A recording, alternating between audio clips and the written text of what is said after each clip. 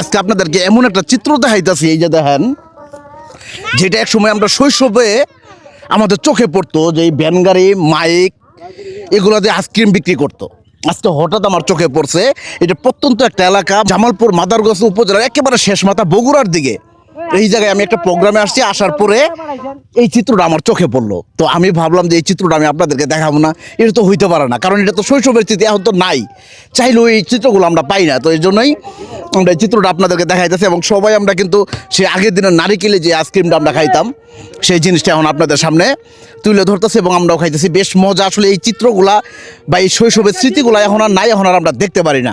দেখেন কি সুন্দর প্রত্যন্ত গ্রাম। আপনার দিনে কত টাকার মতো পান? এই তো মোটামুটি আল্লাহ পাক আমার ডাল ভাত খাওয়ায় 1000-1500 টাকা থাকে আর কি। 1000-1500 টাকার মতো থাকে। আর জি জি, খরচপাতি বাদ দেওয়া 1000-1500 মতো থাকে। দেখেন আসলেই কোটি কোটি লাখ লাখ টাকার কোনো প্রয়োজন মনে করেন এই যে 1000-1500 টাকা একটা মানুষ ভ্যান গাড়ি, একটা আইসক্রিম বিক্রি করে সুন্দরভাবে জীবন চালাইতেছে, সে শান্তিতে আছে। আমি মনে করি খুব শান্তিতে আছে। এই চিত্রটা আমার কাছে খুব ভালো লাগলো, এই জন্য আপনাদেরকে দেখাইলাম।